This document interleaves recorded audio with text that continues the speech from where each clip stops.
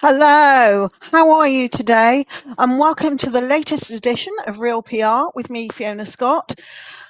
Have you had a good week? I don't ask about things like budget, the American election. I just want to stay as positive as possible, though my guests might have a few words to say about one of those things. I'm proud to introduce you today to a client I've worked with for several years now. We kind of found each other when she was so young, and she's still so young, but so successful and inspirational in business, and a guiding light in the world of allergies and food intolerance. So please welcome my guest today, Julianne Ponan MBE, CEO of Creative Nature.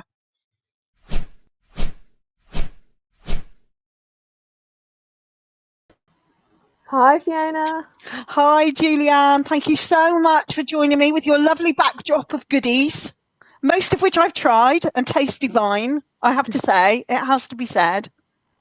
Pretty much, yeah. I think you've tried all of them, apart from our brand new savoury ones. Yes, I haven't tried the savoury ones yet, but I was just thinking, people won't know that my mum has some degree of food intolerance, so I do orders for my mum, particularly at Christmas. But Julianne, let's not assume that people looking in on this know who you are. We know each other well, and a lot of people do know who you are, but please introduce yourself. Yeah, I'm Julianne Ponan, and I'm the founder of Creative Nature, a top 14 allergen-free brand. And it's a food brand, so we do things like baking kits, snacking, confectionery, and superfoods. And the reason why I started everything was because I suffer severely from anaphylaxis. So I'm the person on the plane when you hear that announcement of don't eat nuts because you could kill me. And yes, I'm allergic to peanuts, tree nuts, sesame, and many more. And trying to make it accessible for everyone to eat safely and enjoy delicious food. So tell me, Julianne, just run through, when you're creating products like yours, what are the challenges in production that you wouldn't have if you were creating snacks and food items, ambient food items that did have allergens in? What do you have to consider that others don't? Well, there is so many things, and it's why we end up being slightly more expensive as well on shelf, because if you think about in a factory, and you're running multiple lines in that factory and lots of different products are getting made, and maybe on one line there's nuts, and then next to that line there's something else being made, there's a very high risk of cross-contamination, and that is really, really important. And that's why so many factories stick may contain on the back of their packaging. But may contain, for me, well, maybe it contain a little bit, or maybe it would be enough to kill me. So how do I know? And that's the precautions we have to take. So we guarantee there are no peanuts, there are no tree nuts, and we batch test as well. So we test the machinery for the top 14 allergens. We test the supply chain. We have rigorous audits.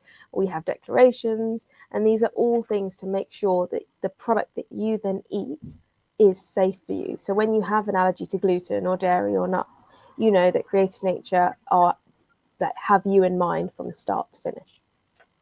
And you are really, I mean, you have to be educated around this because your life depends on it, but you do it for other people. Allergies and intolerance seem to be on the rise, don't they, Julianne?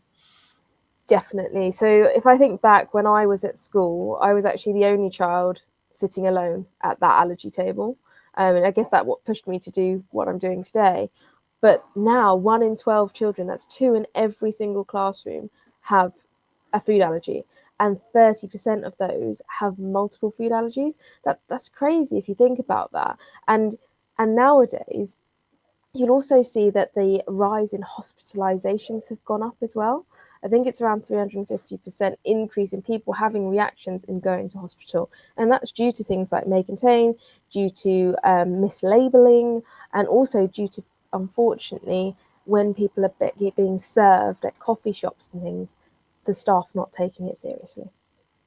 And I mean, we've talked about this several times over the years, but if I said to you, have you had a reaction to something in the last few weeks or months? You always say yes.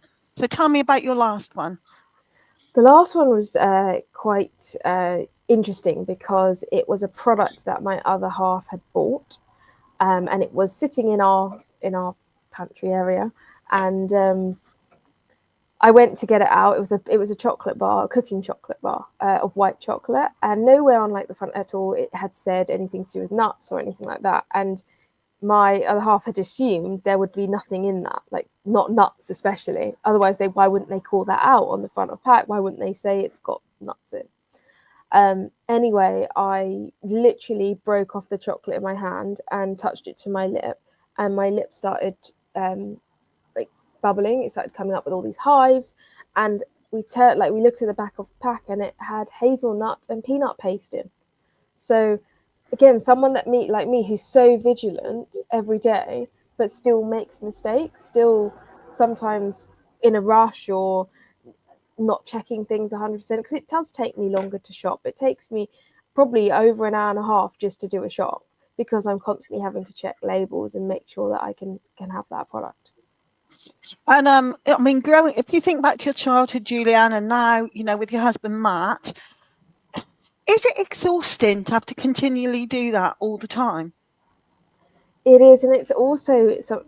I talk about allergies a lot now, but I didn't. I remember when I first met you, I didn't really used to talk about things as much. And doing PR and making me go outside my comfort zone, that's when we saw the reactions of people wanted to hear from the person that had the allergies, and they enjoyed the authenticity of that story.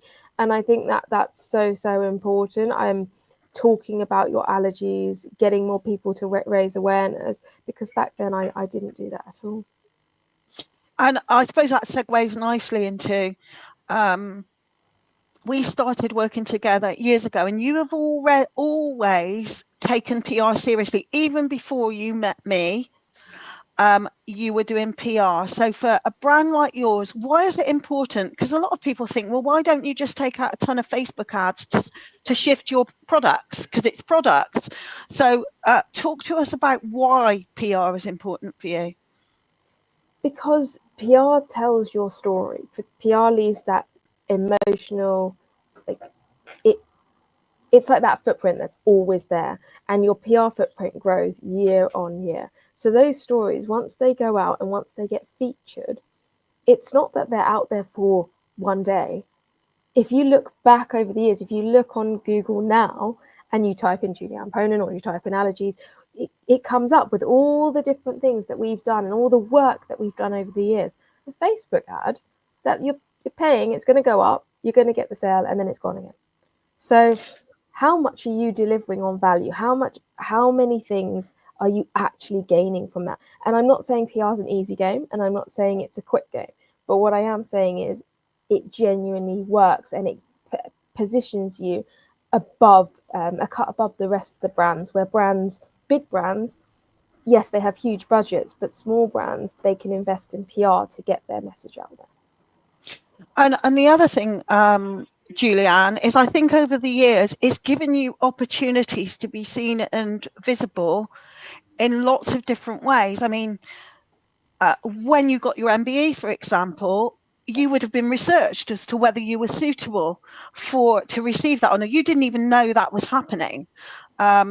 You were with the previous government, you were on their small business council, you were invited to do that. You didn't know about that. So it can lead to opportunities you and I can't predict. Definitely. And stories on comments that, so for example, yes, it's always fantastic to have your brand out there, and that's what the aim of the PR strategy is. But it's also good to talk about other things, like being able to play into sort of government side, or being able to help shape what small businesses need. That's a passion of mine in particular. So being able to have that credibility and the PR behind it, I think, is really important. And like you said, while they were doing the, I guess, while they were researching me about the MBE, I had no clue. But all those little bits of information that were out there about me made a difference to, well, I think they made a difference to all the things that I've managed to secure along the way. And the other thing is that I think is important to you is part of your PR, but it's not just about that. Is you really and your team take impact seriously, and with allergy, no, it's I think it's is it Allergy Awareness Week or Bullying Awareness Week coming up soon? Yeah, you've got a campaign for schools, so just talk to us about that.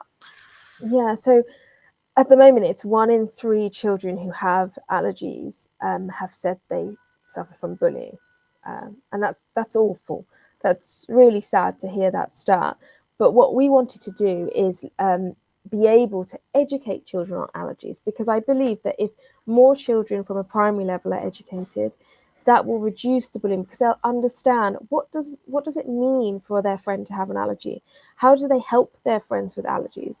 Children want to learn, and it's just about giving them that information. So we have our allergy assemblies going live. I think it's in across 60 schools, where teachers, head teachers, and also Ellen in our team, she's going to be delivering that across many local schools to help kids with allergies.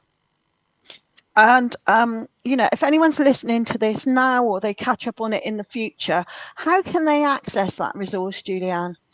Yes, so if they can go on our website or email us directly. So on our website, it will showcase it to email hello@creative-nature.uk.com, and we will send out all the presentation to them and the script so that they can facilitate that in their school. Cool, that's really useful, because my daughter, I don't know if you know, my daughter's qualified recently as a primary school teacher. She's a teacher at year 5, so that's a resource for her. So, I think people, and with PR, this is the thing, people underestimate the value of simply talking and sharing your message, even in the room you're in, even in this room you and I are in together, this sort of weird bubble we're in at the moment. There's power in just sharing your story. But Julianne, there's one thing I wanted to talk to you about, and that is one thing I hear particularly from women in business, and I heard it only this week from somebody, was, oh, I don't know if I should talk about that. It sounds like I'm boasting and I'm being arrogant. Talk to me about that. Talk to me about how you get over that kind of imposter syndrome. I think I still face it, if I'm completely honest. And I think we had a call just last week, and you said, "No, yeah. Julianne, stop. That's the imposter syndrome coming out." And I genuinely think that yes, many women do have issues surrounding confidence, and also maybe they've had a few knockbacks, and that creates that insecurity of being able to share their message. And I guess all I would say is you don't need to listen to the people that are going to be negative. You're not asking advice from the people who are negative towards you. If you wouldn't have thought to get advice from that person's opinion really doesn't matter. You are getting out to the people you need to get out to, and that's how I like to think of things now. And I think it's about doing little steps at a time. Like, I remember when I first started, and I would never get on stage and talk. I just wouldn't. I mean, I couldn't even stand up in primary school and read a page in a book. I would just not be able to do that. Now, if you saw me now, I've spoken at the Houses of Parliament, I've spoken at the business show, tons of places, like to audiences of over 1,000 people. I couldn't have done that without little steps and slowly just pushing myself out of my comfort zone.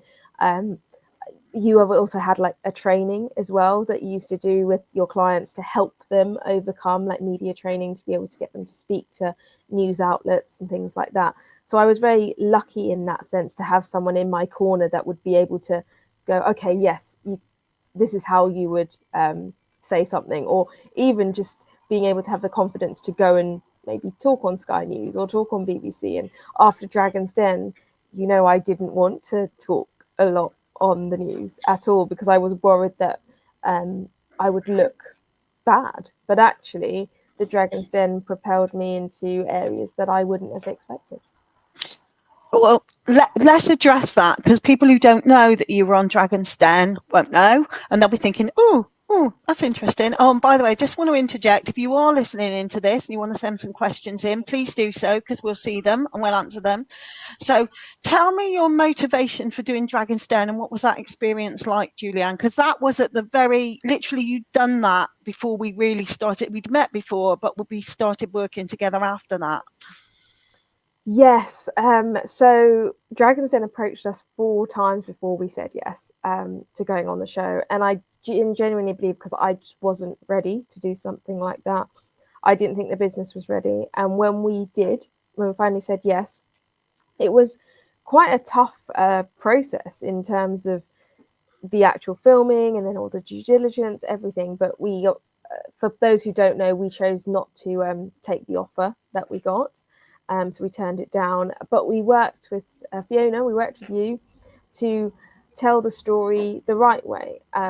After, though, when it aired, the PR we got on it was phenomenal. But having that plan in place of exactly like who we wanted to speak to, and like making sure the website was ready, making sure the newsletters were ready, all of these little things that you have to do. And they seem like they're not important at the time, but when your website crashes, that's when you realize that they were important. So I would definitely recommend, if you do go on Dragon's Den, have all your ducks in a row before you go. And then also afterwards, we had a lot of, I guess what you'd call trolling, of people saying completely nonsensical things that we didn't need. However, through that, we actually sold out in every single store we were in, which was fantastic. So I think it has pros and cons, but it's about being able to tell the story the right way. So working with someone who can get your story out the way you want to, and the authenticity behind it. I think the danger, maybe not so much now, but certainly when you did it and previously, is people think, oh, it's good PR, it'd be great to go on it, and they don't take it seriously enough. And there are risks around it, like the risk that you could look a fool because your business, you're not prepared and you don't know your numbers, for example. But I think the biggest risk for you was, would you be able to cope if you've got a massive influx of orders?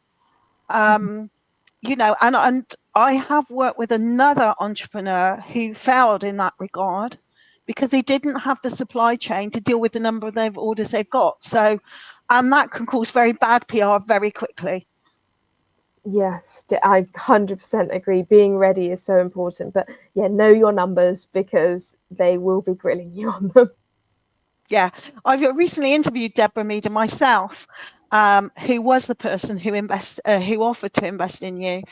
And one of the things that was lovely that she said was that she admired everybody who went in the den, however wacky they were and whatever gaps they had in their knowledge, because at least they were doing something positive for their business. And it leads me on to say to you, we can all procrastinate in business, Julianne, and wait for things to be perfect. But in my book, taking action is one of the best things you can do, because we sometimes get things wrong. I think procrastination comes from fear, really. It comes from the worry of not being able to do something. And that's why, even when you've got that email that you don't want to answer, or you've got that thing that you don't want to complete, it's usually because you're worried that you can't do it well enough, or you're worried about the response you're going to get. And yeah, it's about taking action and making that step forward so that you're a step ahead than you were yesterday. Right, let's have a look at then, what have been some highlights for you in 2024 then, Julianne, in the business and personally? 2024, gosh, I can't believe we're nearly at Christmas of 2024. I know. There's been so many things. We had like Holland and Barrett, we launched product in there. We are now on 5 airlines, and I think last year we only had 2. So yeah, 5 airlines, which is really cool, because for me, flying is something that is really difficult when you suffer from anaphylaxis, because you really don't know if you get on a flight, are you going to survive? And I think that's really scary, and it causes a lot of anxiety. So that's something we're really proud of. We also launched into Tesco Free From with 2 of our baking mixes. one of the new ones, sticky toffee pudding, which is a British classic, but you cannot taste the difference that it's free from all the allergens. So I think that's really cool. And then of course our savoury as well. That's been a big step for me because we hadn't really gone into savoury product before. And so many of our consumers were asking us, when are you going to go into savoury? Like, when are you going to have an alternative to nuts or sesame, things like that? And so that's been a fantastic way. We won at the Free From Awards. The Free From Hero, I think I actually ended up crying because I won Free From Hero because it was just, I didn't expect it at the time. And that was just incredible to see that the work that we've been doing in the industry, it's being noticed, and people are listening and starting to change. And then I guess finally recently what happened was the Woman of the Year award. I didn't even get Matt a ticket because even he thought there's no way you've got a chance. It was very big companies in there, absolutely phenomenal women. So to win Women of Edge, I just didn't think that was going to happen, and so pleased to be part of this network, and so pleased to be able to have a voice and a seat at the table as well. Yeah. And of course, you're still really young. I mean, you're only, I didn't start my business till I was 42, and you're way behind me still. Well, I'm not going to say your age, but I'm early to mid 30s you are, aren't you? Yes, yeah. But I'm over 30 now, unfortunately. But you do have some other passions that people might see you talking about, and kind of plays into the thing that you've got to be a personality, because you've got a bit of a thing about Harry Potter, haven't you? Yes, I do have a big thing about Harry Potter. Our dog should have actually been called Dobby, but he's been called Gimli after Lord of the Rings. So we're Lord of the Rings and Harry Potter fans. But yes, and I got to go on and talk about Harry Potter, and one of the newspapers even covered our proposal, which was in Harry Potter world, which was quite cool. Yeah. So, I mean, when we've worked together, Julianne, we look at all parts of your personality, don't we? And your areas of interest that you're happy to share. And we press all of those buttons. Mainly because the media have to say what you do. They have to say what you do, whether they're talking about how beautiful your hair is, or, whether you like Harry Potter, or whether Matt likes Lord of the Rings, or, allergies or anything like that. You've got to, they've got to say what you do. And we've got stories coming up. So give people an idea of, okay, what's coming up for Creative Nature in 2025? We have some big launches coming up. One in a brand new territory, which I'm really, really excited. Can't say much at the moment, but it is going to be pretty epic.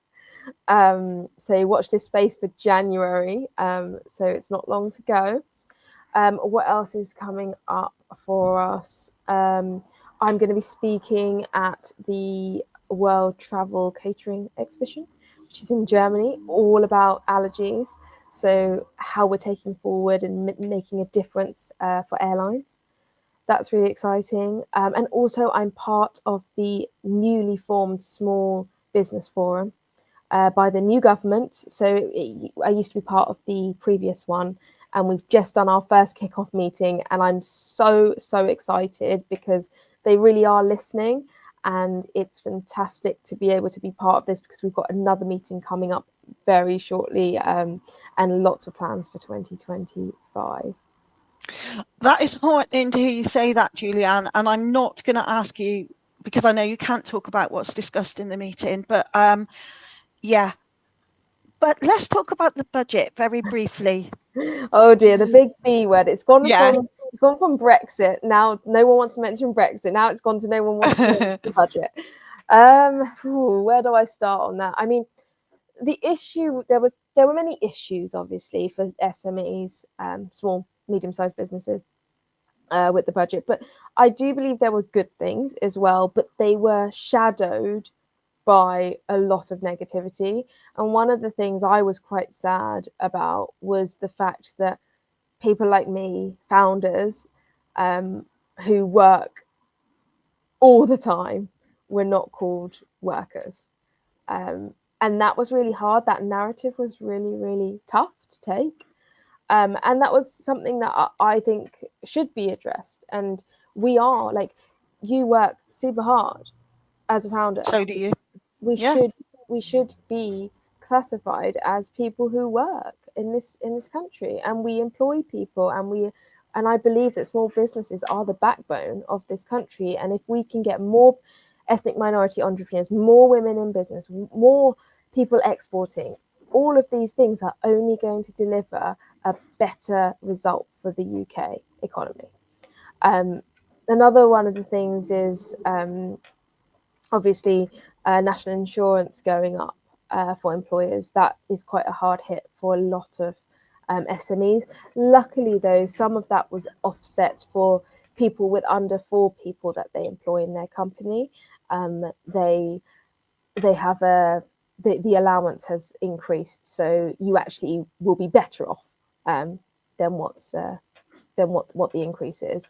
So I do think there are good things and bad things. There's a lot of support for construction.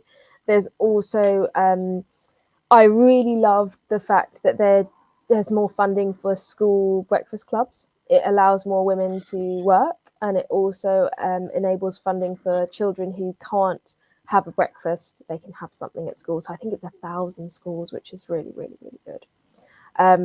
But yeah, there's a lot of issues, and there's a lot of things that the current government has to work through. And I'm hoping that small businesses will be at the forefront of their thoughts going forward. And I'm really, really hoping that export is one of the areas that they're going to be focusing, so that they can give some support to people in product businesses and services as well.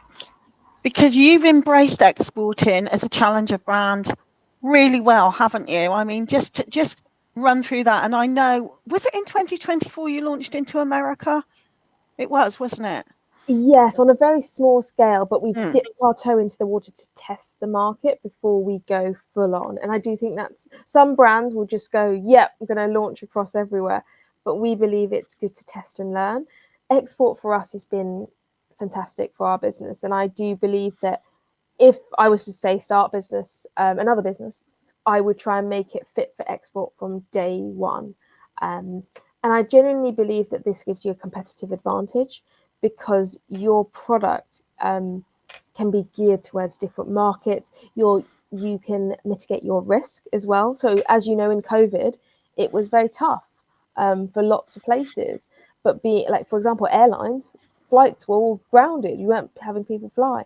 But having export where you've got other countries being able to take your product in, that could subsidize some of that. So I do think it's really, really important for people to look at the Export Academy, because it's free as well. It's completely free to join the Export Academy. You get many tutorials on how to export, what type of things to look out for, who should I be exporting to, which countries are the best ones for your particular product. So there's lots of help out there. And tell me, Julianne, Christmas is on the horizon for us both, and you've just won an award for a Christmassy thing. Tell us about that. Oh yes, where is that? I've got one of them over here. So this is our first ever Christmas cracker. And it's really cool because I think it looks good on like a dining room table. So if each person had one, I think it would look really nice as a table setting. But yeah, it's got our Magiballs in it. So you get the magic of Christmas with Magiballs. And inside you get 4 of them. So it's great for families. And then also, yeah, we did win the gold in the Free From Food Awards for Christmas. And that was tested with kids and judges. So I'm really excited about that. And to be able to have a more inclusive Christmas for everyone, because I remember there was a lot of Christmases spent in A&E because I'd eaten some marzipan or accidentally eaten something I shouldn't have. And there are foods at Christmas that are dangerous for people like you, Julianne, that people don't think of, because there's a lot of alcohol you can't drink as well, isn't there? Isn't it gin or something? That do they do something with walnuts? So tell us about drinks. Yeah, drinks is a really interesting one. So it's the more fancier the drink in these bars, the more things they're adding to it. So sort of botanicals where it's almond, or they, for example, gin. Some gin is filtered through nuts. So again, how would you know that? Like it's really difficult. Also, on the back of a lot of alcohol, they don't put all the like ingredients, which is really difficult as well. And then when you go to bars, they tend to put, so when you have a cocktail, they'll like put like something around the rim, and a lot of the time that's nuts. It's like hazelnut or almond, and that would kill me if I had a tiny bit of that. That could kill me. So yes, alcohol is really really difficult. Also, a lot of like nut roasts and things like that. So when if I go over to anyone that's doing like a vegan Christmas, I have to be really careful because my allergies are to all nuts plus sesame and lentils, so they tend to substitute the meat for lentils or nuts, and so that creates a problem as well.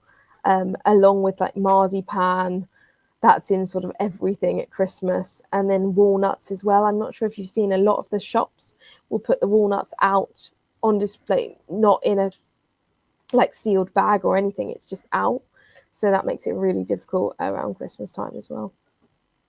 So I suppose the message is let's all be a little bit more allergy aware as we go into 2025. And if you're unsure about anything, look up Julianne. She's everywhere. So Julianne, where can people find you?